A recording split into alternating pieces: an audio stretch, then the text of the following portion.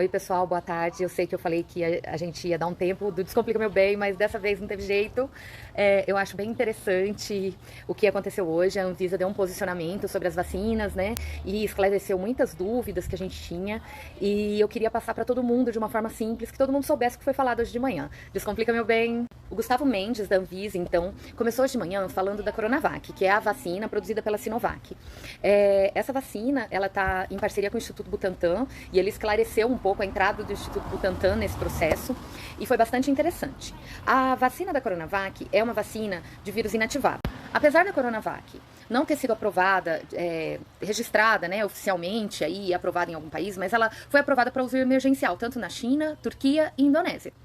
Essa vacina, ela é de vírus inativado, como eu já falei, e eles falaram um pouco de como ela foi produzida. Então, eles pegaram algumas cepas de pacientes, tiveram SARS-CoV-2, fizeram a identificação por PCR, cultivaram esse vírus em células semelhantes a de rim de símios. E aí o vírus foi inativado e testes não clínicos foram realizados primeiramente. Depois desses testes não clínicos, foram realizados os testes clínicos que seguem fase 1, fase 2 e fase 3. Uma questão importante é que eles utilizaram para fazer o controle de qualidade a farmacopeia chinesa. E a Anvisa, o Brasil, só reconhece a farmacopeia europeia e a americana. Então, foi solicitado pela agência, entre o Instituto Butantan, uma parceria com o Instituto Butantan, que realizou alguns testes e auxiliou aí a essa entrada da vacina no mercado nacional, sendo que tem que cumprir todas as normativas do nosso país. Nos testes não clínicos, foram verificados tolerância e toxicidade dessas substâncias, foi verificado se produzia anticorpos em camundongos e foi verificado também uma eficácia preliminar. Já os testes clínicos começam pela fase 1, com pouco número de pessoas para estabelecer a segurança da vacina, aumentam aí para centenas de pessoas para estabelecer a imunogenicidade dessa vacina, então o quanto ela vai estimular anticorpos, e daí são usados vários grupos de pessoas, e daí isso tudo foi feito na China, vai para a fase 3. A fase 3 foi feita aqui no nosso país. Como foi feito esse ensaio clínico de fase 3 aqui no país? Foram testados 16 centros de saúde, profissionais de saúde que se ofereceram para entrar no estudo. Metade deles recebeu a vacina e metade deles recebeu um placebo, baseado aí numa substância não ativa da vacina. Esses profissionais de saúde não sabiam se estavam recebendo placebo ou a vacina. Nem mesmo o pesquisador sabe o que cada um recebeu. E aí ele só vai saber no final, na hora que vai analisar os dados. E quais os resultados foram obtidos? Foi obtido um resultado global de 50,4%. Mas o estatístico da Anvisa explicou que esse resultado não é um resultado para ser analisado unicamente. Por quê? Porque ele não leva em consideração o tempo. Quando a gente leva em consideração o tempo, eu vou colocar aqui o gráfico que ele colocou pra gente, a gente percebe que o grupo placebo adoece mais do que o grupo que recebeu a vacina. Então, isso é um dado mais relevante, que a gente percebe que a curva de quem recebeu a vacina está bem mais baixa ao longo do tempo. Então, ao longo do tempo, isso vai fazendo um efeito e vai trazendo um benefício bacana. E também, ele mostrou esse outro gráfico aqui, que eu vou pôr aqui para vocês também, que é o gráfico de incidência acumulada. A gente percebe também que os novos casos são maiores no grupo placebo do que aqueles do grupo vacina.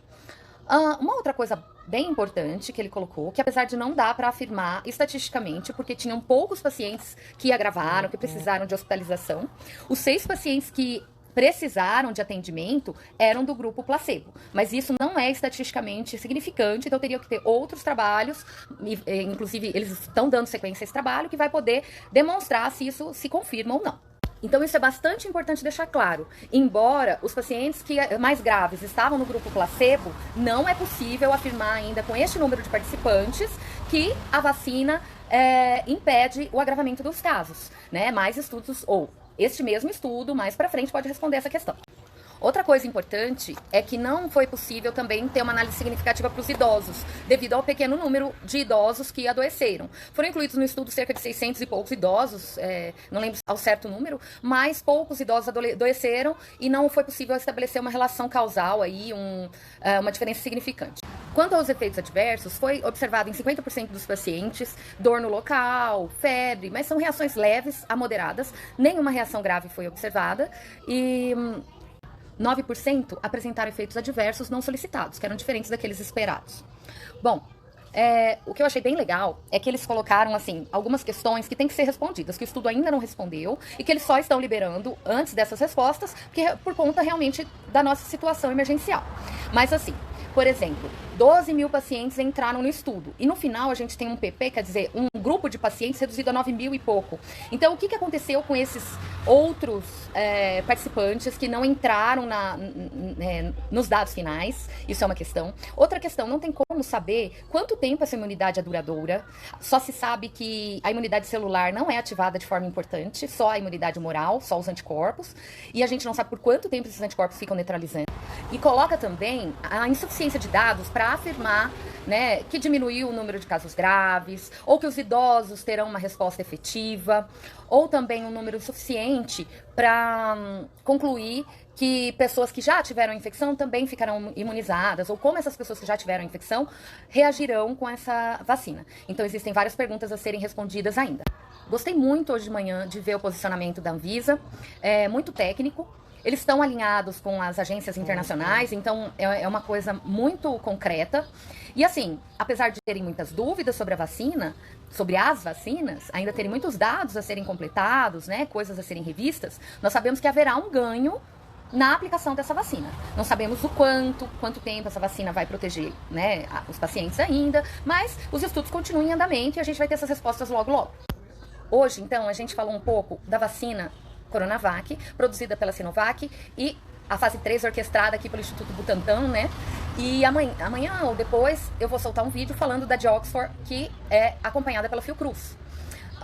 Eu queria falar para vocês, se tiverem dúvidas, colocarem aí, né? Eu tentar solucionar, mas eu tô só contando para vocês o que foi dito hoje de manhã.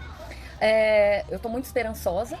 E se vocês quiserem compartilhar o vídeo, tem o vídeo do Instagram, que eu vou deixar disponível no feed, e também vou deixar no canal do YouTube, porque às vezes alguém não tem aí o Instagram, você quer mandar o vídeo, vai ficar disponível no YouTube também, tá bom? Descomplica, meu bem!